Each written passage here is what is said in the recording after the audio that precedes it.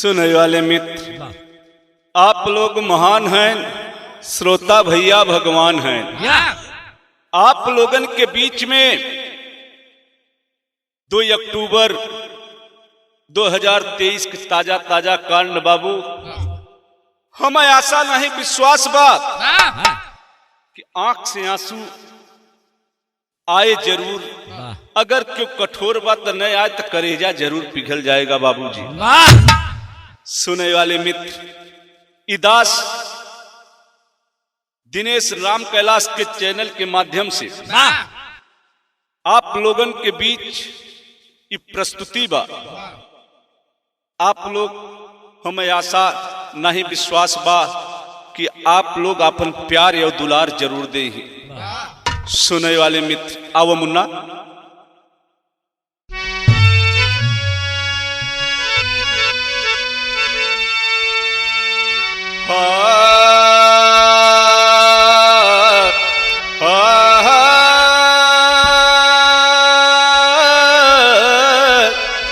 संवरिया रे हे भोले जोगिया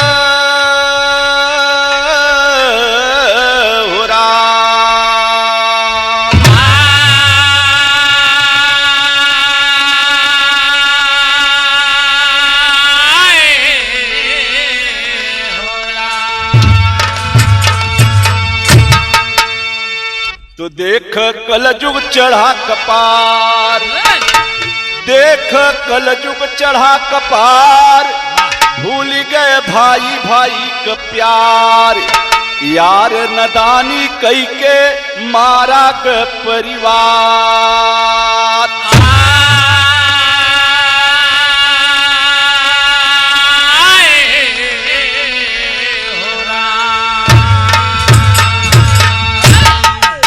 सुने वाले मित्र, विचार करना, आज भाई भाई के नहीं होता, बेटा बाप का नहीं होता, हर युग में जर जोरू जमीन बरे लड़ाई होते है। लेकिन जब समझदारी आई गई, तमाम काम कंप्यूटर से होने लगा, मोबाइल से होने लगा, दिमाग भी कुछ बढ़ा। लोग कहते यार यह दुनिया में कुछ नहीं बा, बात तो कुछ नहीं, लेकिन माया का चक्कर सबके लगा बा। इंसान इंसान से आज मुंह मोड़ी लेता, भाई भाई से नहीं बात किया चाहता। ये देवरिया में एक दर्दनाक बाबूजी कांड हुआ, करेजा पसीज गया। एक लाइन कव्वाली का टुकड़ा बा, गीत हमारे बाबा यह गीत के कभों कभों गाँव में मुन्ना।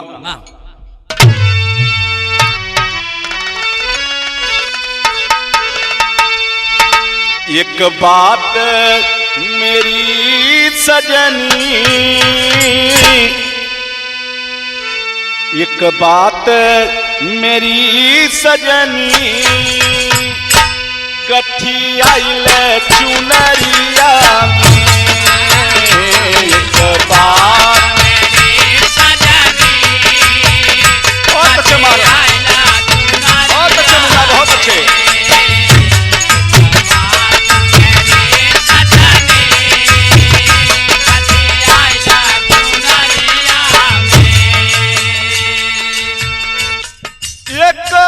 बात मेरी सजनी, गठी आइलो चुनरिया में, बिन मूल बिकी जईबू माया की बजरिया में, बिन मूल जईबू माया की बजरिया में।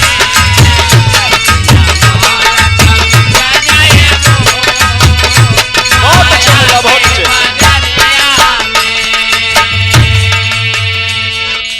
भैया बाबू, कभी ने एक एक लाइन बड़ी सुंदर, आज इंसान इंसान से कहता, अरे यार मनई बन जा, मनई से मनई कहता, यार मनई बन जा। इसीलिए कवि ने लिखा मास्टर साहब का, मानव में है मानवता तो दानवता न आएगी, मानव में है मानवता दानवता न आएगी।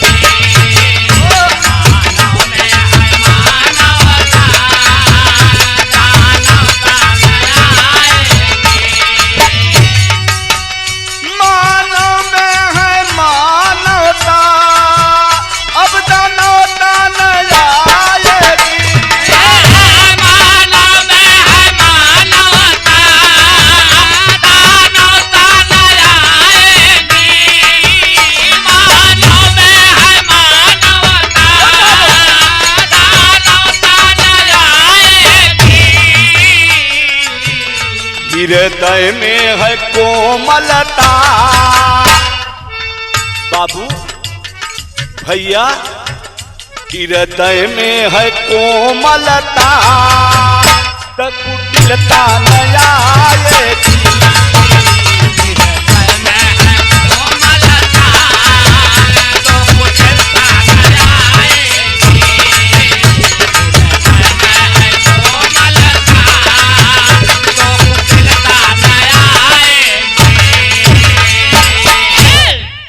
सुनने वाले मित्र जरा विचार करना आप, जिसके हृदय में कोमलता बा ओके कुटिलता कहां से आ सकत है?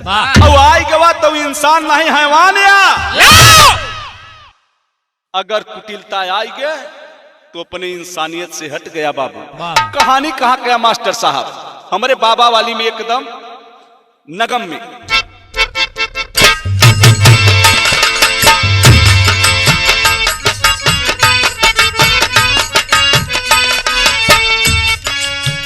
देवरिया जिला यूपी का एक सुंदर शान सुनो।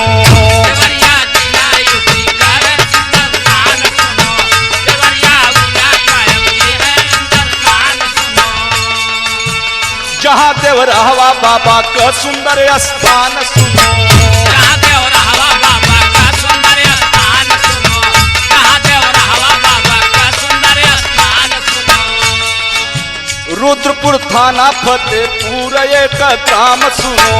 रुद्रपुर थाना फतेहपुर एक गांव सुनो। रुद्रपुर थाना फतेहपुर एक गांव सुनो। वही के सगे भाई का बुरा अंजाम सुनो। वही के सगे भाई का बुरा अंजाम सुनो। वही के सगे भाई का बुरा अंजाम सुनो। बड़े थे सत्य प्रकाश साधु अब डूबे थे। बड़े थे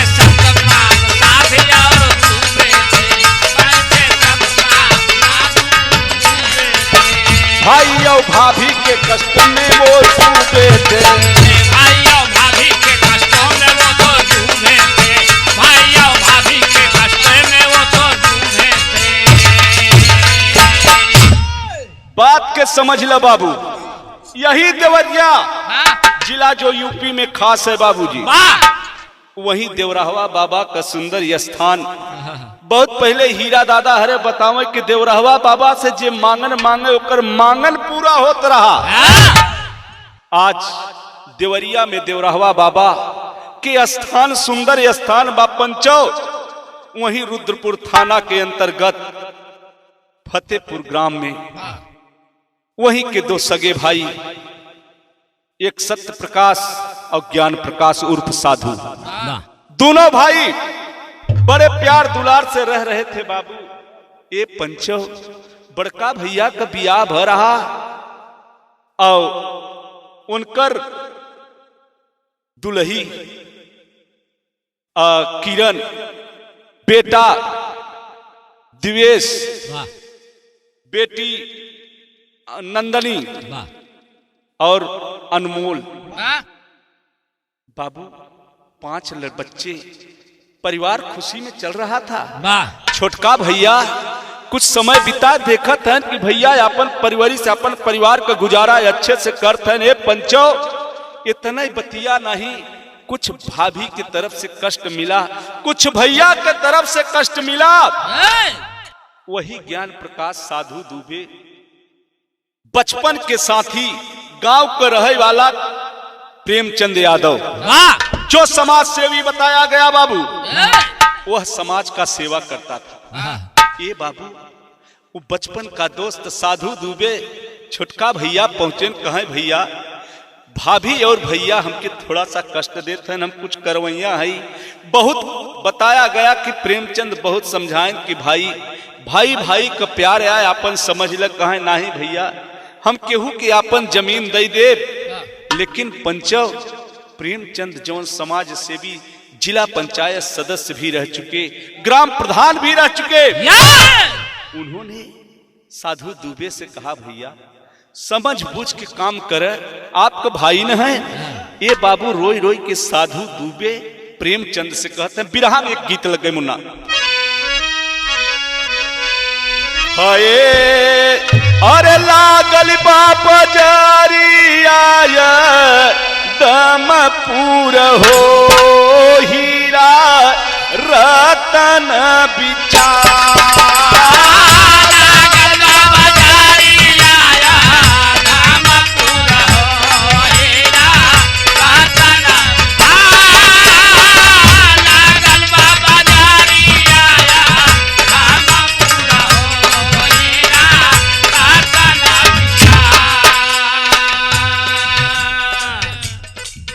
चतुर चतुर करही साउदान हो मूरा खड़ा पसता चतुर चतुर कर साउदान हो मूरा खड़ा पसता चतुर चतुर साउदान हो मूरा खड़ा पसता।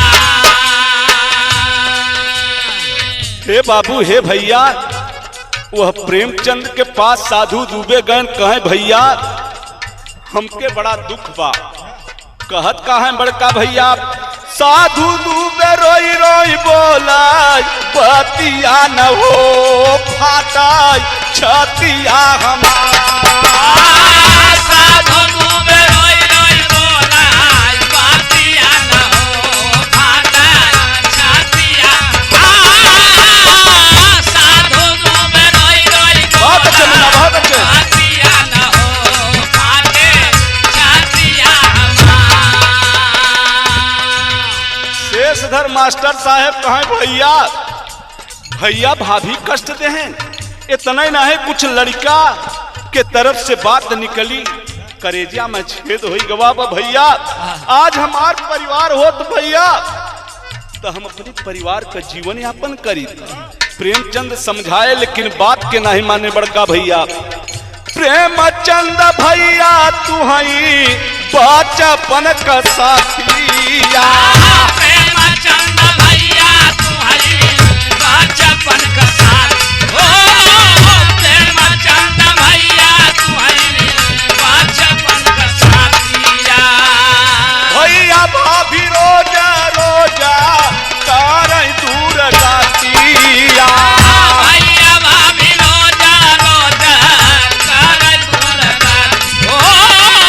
भैया भाभी रोजा रोजा कर दूर गातिया। दुखवा में बीतई दिन रातिया न हो फाटा छतिया हमारा।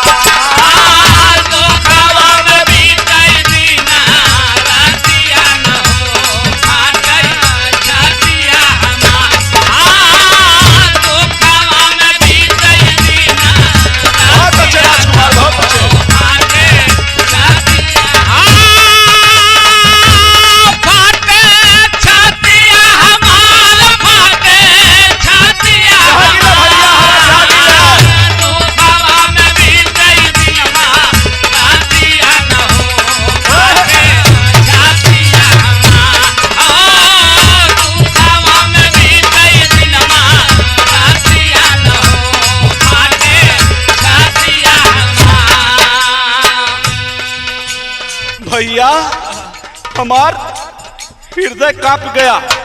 भाई से क्यों भाई अस बैरीन भाई अस हित। ए बाबू प्रेमचंद कहे भैया अब समझ ले, समझदारी ले आवत भाई ने तोहार हैं। कोई घटना हो जात है बाबू तो बुरा अंजाम होता है। कोई भी समाज सेवक कोई भी पार्टी का होगा बाबू पहले समझावत है। जो इंसान बाबू इंसान के बन के इंसान के समझावत है। ये पंचो प्रेमचंद से साधु कहे भैया हम मानव न तू न करबे काम तो हम दूसरे के चलते ही अपन जमीन लिखब।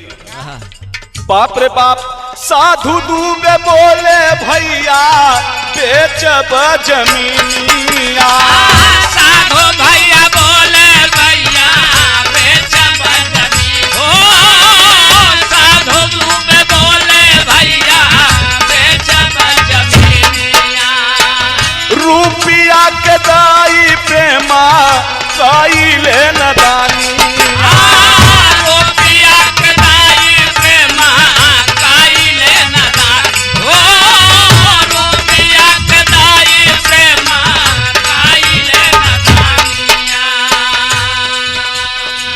ज्ञान प्रकाश भैया मनबे न कहे नहीं भैया, तू बचपन का साथी है, समाज का सेवक है, हम अपने हिस्सा का जमीन जरूर बेचब। 8 या 10 बीघा जमीन रही बाबू। 2014 में 2014 का बतिया न हो फाटई छतिया हमारा।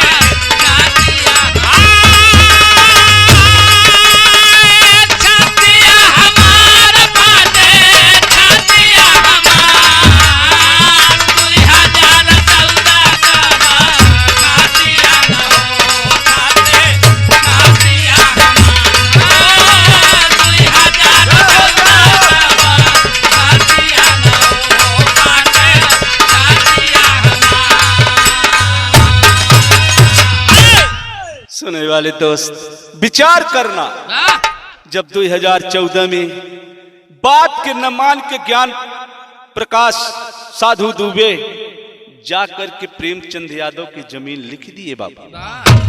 सुनने वाले मित्र, जब यह सत्य प्रकाश के पता चला तहसील में जेके बाबू कहथिन वजूरदारी, यह कहथिन न मास्टर साहब वजूरदारी लगाई दें कि दाखिल खाली न हो, लेकिन जेकर बैनामा या मास्टर साहब दाखिल खारिज तो हो भाई करे, लेकिन केस चले लगी। 2014 से केस चलता। बिरहा में एक लाइन गीत लग गई मुन्ना का,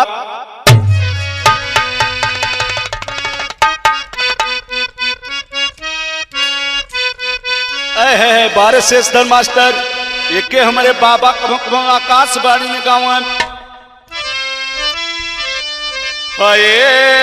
अरे धान कटब लागत ये गहनिया हो, ए गहनिया हो, दूल्हा झूलनी गढ़ाईदा।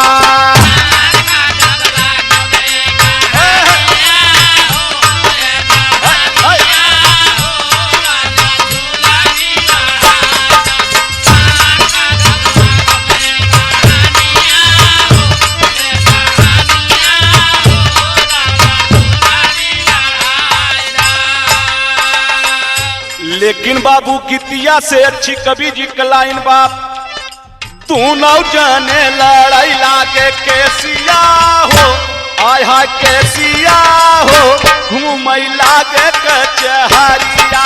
तू नौ जाने लड़ाई लागे केसिया हो, आहा केसिया हो, घूमई लागे कचहरिया।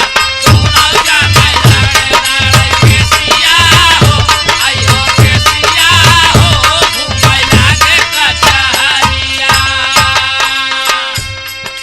धीरे धीरे बीत गईले 9 साल दिनावा,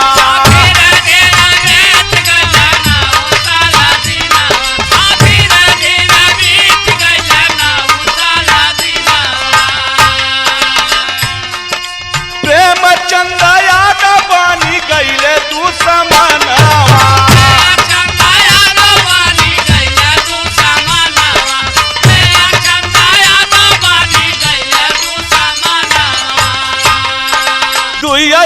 अक्टूबर वाली बतिया हो, हाँ बतिया हो, फीस देवै कचहरिया।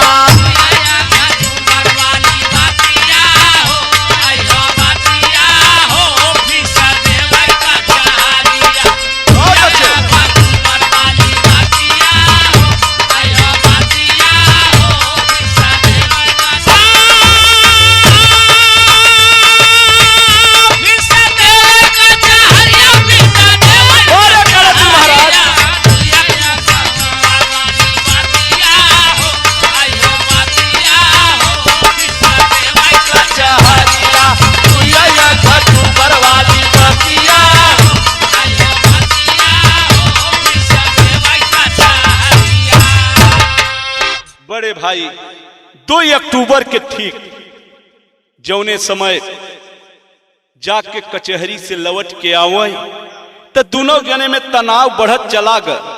और जब तनाव बढ़त चला ग बाबू, यही 2 अक्टूबर दिन सोमवार था, समाज सेवक प्रेमचंद यादव जवन जमीनिया लिखाए रहे, वह जमीनिया पे अपने मोटरसाइकिल से जाके धान का रोपाई भई रही बाबू, बारिश होत रही, अपने खेत के पास पहुंच गए। और जब पहुंच गए तब सत्य प्रकाश के परिवार वाले, सत्य प्रकाश दुबे के परिवार वाले सुबह 7 बजे का समय रहा पंचो, विदेशिया का लाइन में मास्टर साहब का, बड़े भैया 2 अक्टूबर रहले, अरे सुबह का समैया हो, अरे प्रेमचंद खेतवा के गईली वही घरिया।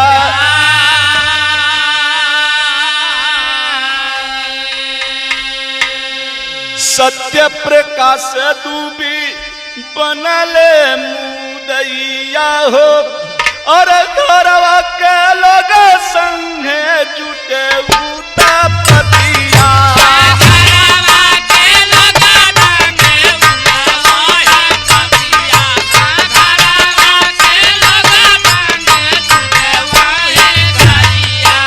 लाठिया से मारे लागे सुना तब मुदैया हो, प्राण पकड़ उड़ गए पति गई ठठरिया।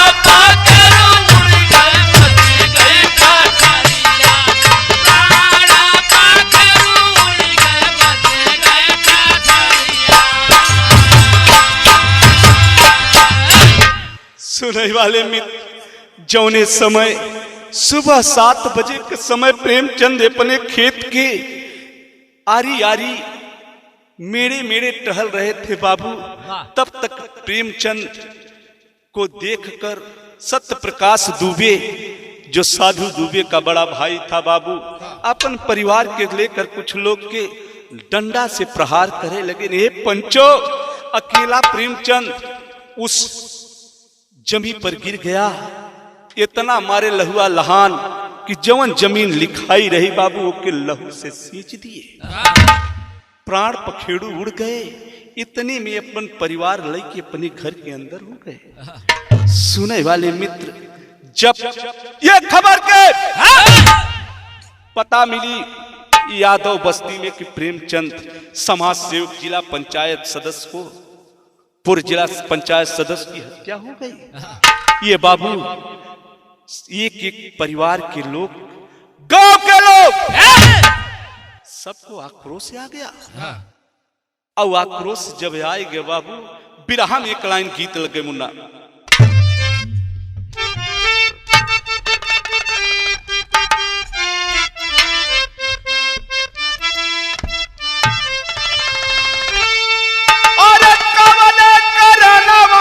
पपिया का बोलिया जहर लागी, पिया पपिया का बोलिया जहर लागी, पिया पपिया का बोलिया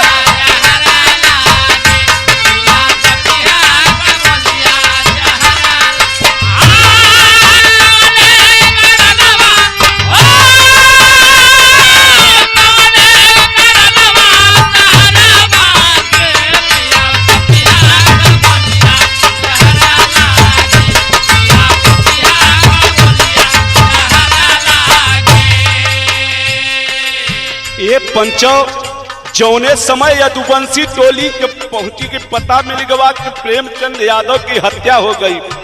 अरे यदुवंशी जागी, आज बल्लम भाला जुटन लागे, आज बल्लम भाला जुटन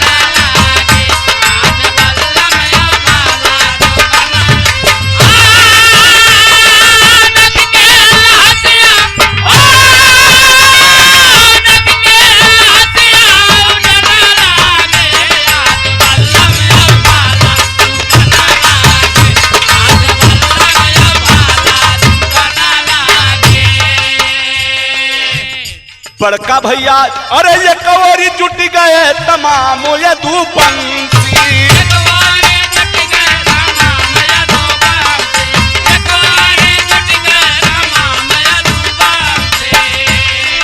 लाठी पर लाठी चलाव कसके पंछी लाठी पर लाठी चलाव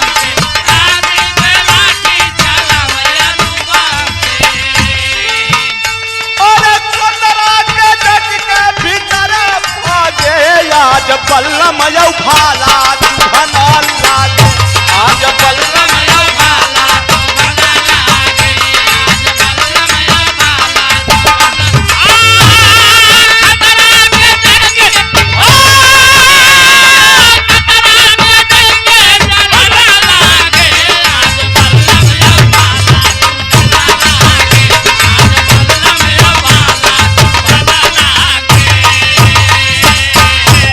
सुनने वाले पंचों जौने समय एक एक बच्चा बच्चा का खून गरम बा बाबू और ये सत्य बात है जेकर पहले लहास गिरत होकर परिवार जरूर गरम रहत शेषधर महाराज जाय के यदुवंशी नहीं पूरा गांव जे हमदर्दी रहा साथ में चल पड़ा कि अरे बाप रे बाप इतनी बड़ी हिम्मत कि प्रेमचंद यादव के जान से मार दिए।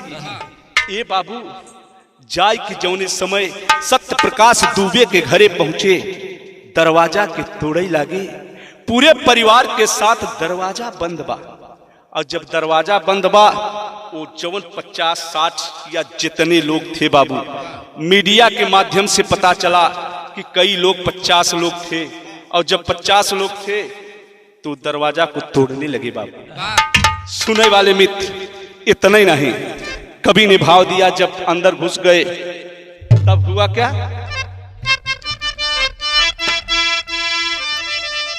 सुनने वाले मित्र भीतर घुस के जब मारक पीट शुरू हो गई तो जवन औरत किरण साथ में सत्य प्रकाश दुबे का जवन बच्चे हैं रोई रोई के कहते हैं चाचा लेकिन आक्रोश में बिरहा में एक लाइन गीत लग गए बड़ी पुरानी मास्टर साहब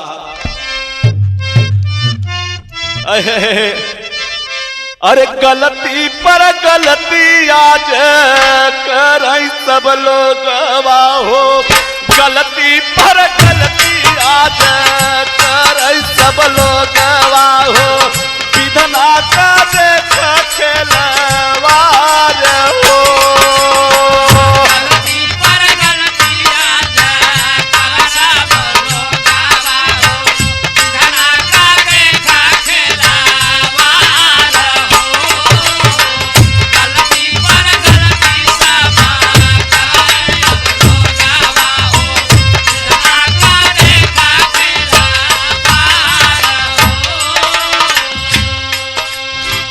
हथवा के जोरी बोली किरण दूल्हिया बाबू हथवा के जोरी कहली किरण दूल्हिया बाबू महाराज हमारा परिवार हो हथवा के जोरी कहे किरण दूल्हिया महाराज हमारा परिवार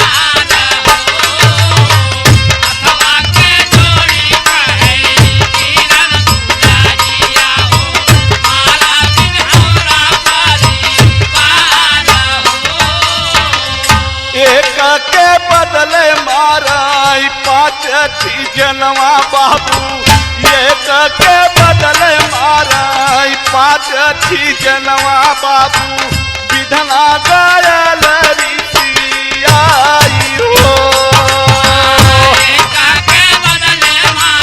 कहे न बाबू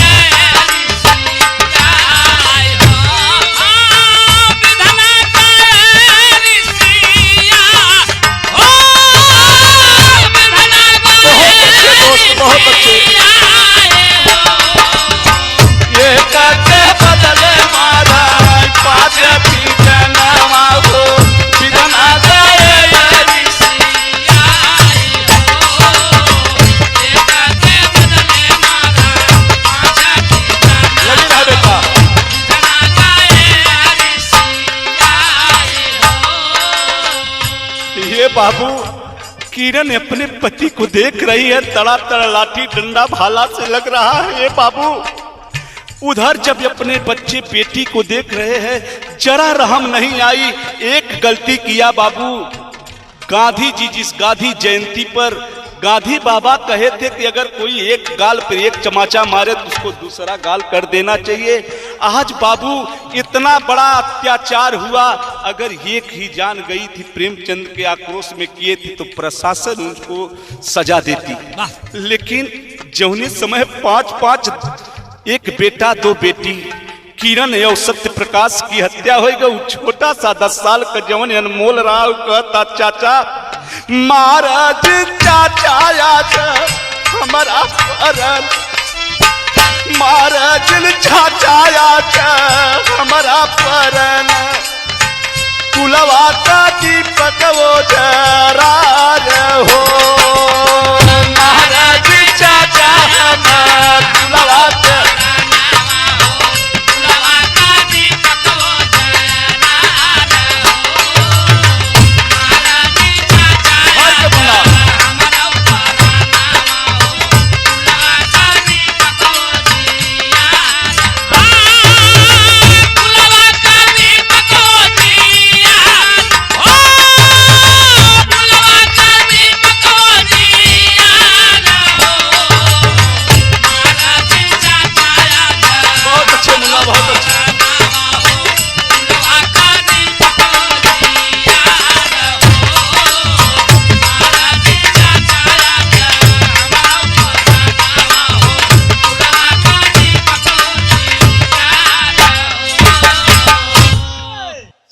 वाले मित्र जवने अनमोल बचवा रहा मास्टर साहब, वो कहा ये काका ये चाचा हम तोहार लड़का नहीं, पापा गलती किए, मम्मी गलती किए, वो सजा पाए न, हम दीपक है चाचा हमके छोड़ दे पंचो। तब तलक लोग गांव के लोग जुट गए, 2-4 डंडा वह लड़के के घायल हो गया। आज भी हॉस्पिटल में हुए बचवा अनमोल बाबू, लेकिन वह अंगने में घसेट के दरवाजा के तोड़ के जब मार डाले बाबू, कवि ने तेरी का नमूना लिखा मास्टर साहब। बिरहा का गाई दर्द भरा आंख से आंसू आवत मास्टर साहब। हाय अरे मोरे राम कस्ती के कवन किनारा जब मिले, ये बाबू कस्ती के कवन किनारा जब मिले, देवरिया फतेहपुर में बह गई खून का धारा, कस्ती के कवन किनारा जब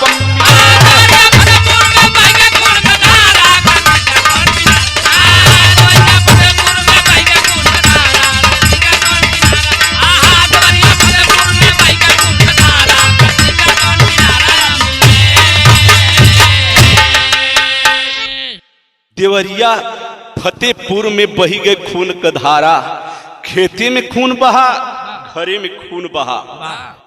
बाबू पूरे परिवार में एक गांव में 6 लाश एक दिना में, वह 2 अक्टूबर का दिन। कोई धर्मी वैसे तो इहो तरह 100 नंबर वाले शासन प्रशासन घूमत हैं, लेकिन कोनो बरियार कांड होत है मास्टर साहब तो प्रशासन नहीं पहुंचे। कोई धर्मी आदमी खबर जनावत अब पहपट लग मास्टर साहब का।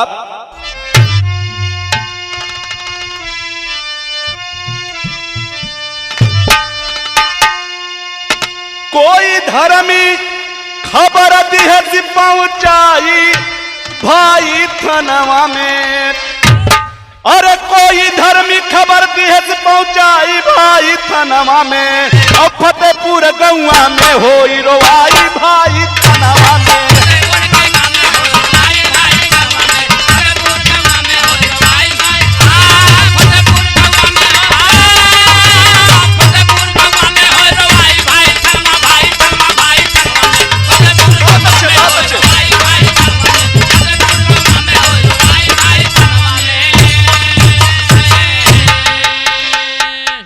कोई धर्मी जाके खबर दिया, गांव के लोग रो रहे थे बाबू। जाके जब पहुंच गए प्रशासन के लोग जुट गए, आए पुलिस के लोग हो, FIR दर्ज हुआ, सुनिला दोनों ओर हो। अरे पोस्टमार्टम के लाश दिए बजवाई भाई थानवा में, और फतेहपुर गौवा में हो तरवाई भाई थानवा में।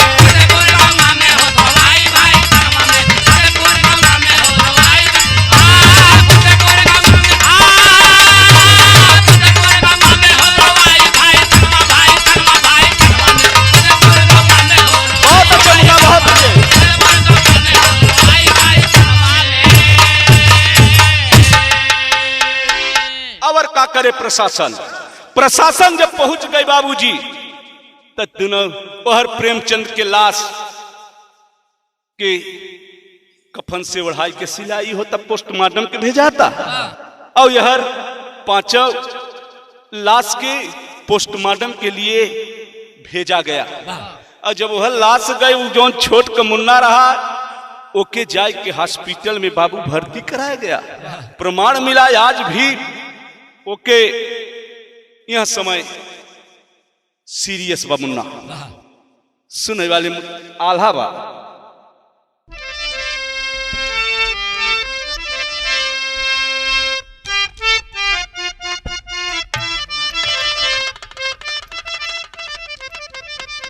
अरे तू कटुबर रहल, अरे गांधी का जन्मवा, और देवरिया फतेहपुर में बखुनावा कथा।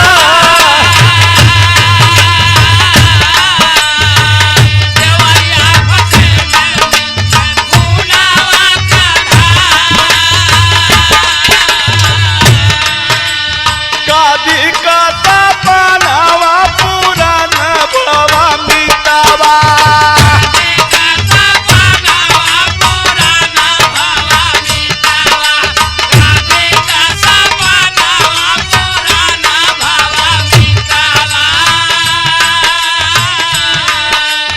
अपने ही नसानियत से हट दिलदार,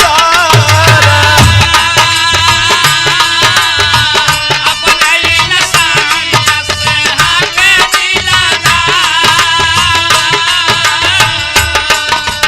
एक गाँव से उठी छछिला हसिया,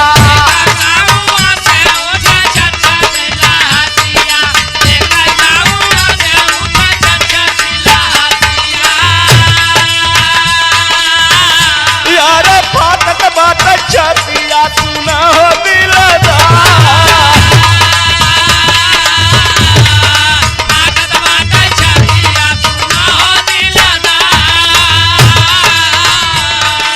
मौत का खबरिया फैलल बच्चा रउरिया,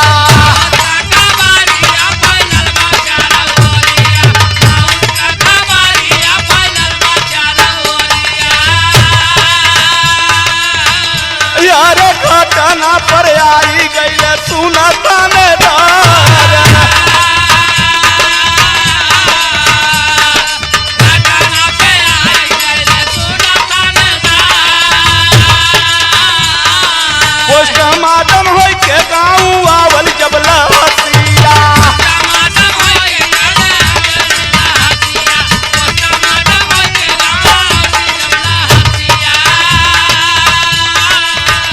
और पोस्टमार्टम होई के दिन कैलवती जब लहसिया, चितवाल सजावे लोग नदी के किनार, चितवाल सजावे लोग नदी के किनार, चितवाल सजावे लोग नदी के किनार, चितवाल सजावे लोग, चितवाल सजावे लोग नदी के किनार, चितवाल सजावे लोग नदी के किनार, चितवाल सजावे लोग नदी के किनार। सुने वाले मित्र, जौने समय एक गांव से छह लाश, दिल दहलाने वाली कहानी बाबू, दर्द भरा आंख से आंसू आज भी अखबार पेपर के माध्यम से, यूट्यूब के माध्यम से जिसने पढ़ा, जिसने सुना, ये पंचो उसका करेजा दहल गया। जमीन बेच कर कुछ दिन साधु ज्ञान प्रकाश कुछ दिन सूरत या बंबई थे। यह समय प्रेमचंद के पास थे। ये बाबू जब दोनों तरफ से लाश का ढेर लग गया, तब आज समाज से जितना लोग गर हैं, एक गलती तक है तमाम मुख्यमंत्री योगी आदित्यनाथ, विपक्ष के नेता माननीय अखिलेश यादव जी इस घटना की निंदा किया, घोर निंदा किया। एक गलती अगर कहेस तो करे, साथ दूसरके की गलती नहीं करना चाहिए था बाबूजी। लेकिन बाबू प्रमाण मिला आज बिरहा गावत तक की 14 लोग के हिरासत में ले लिया गया। दोनों पक्ष के FIR 14 लोग की हिरासत में लिया गया। ये 10 बीघा 8 बीघा जमीन दरे रह जाए। आखिरी लाइन में कवि ने भाव दिया मास्टर साहब का,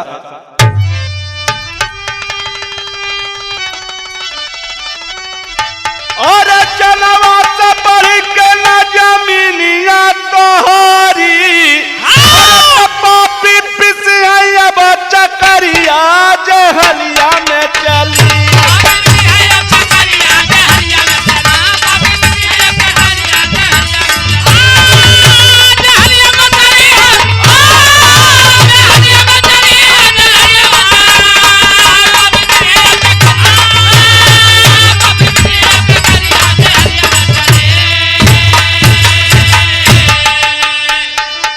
बड़का भैया और लालच लोभ देते भैया मानस से भगाई,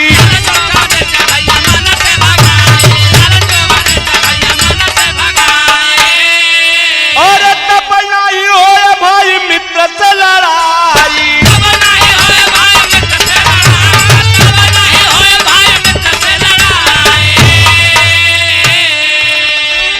और 14 जल हिरासत में हमारा भैली कहानियां, तब पापी बन के जहल में जब पिसई ही जलिया, जाय के चकरी पीस। वह चकरी जब पिसब तब समझ में आए कि खून का बदला खून ली है। एक जने का हत्या भाई समझ ले होता तो प्रशासन उनके सजा दे। भाई गलती तो किए, लेकिन गलती के पश्चाताप नहीं है बाबू कि आप एक के बदले 5-5 लोगों का हत्या। कलेजा दहल गया। गुरु घराने का परिचय बा मास्टर साहब। तो राम कैलाश बाबा की माया करे दिन से सदर थान, कश्ती के कमल किनारा अब मिले, और गाँव दिन सयादा सतगुर का सहारा, कश्ती के कमल किनारा अब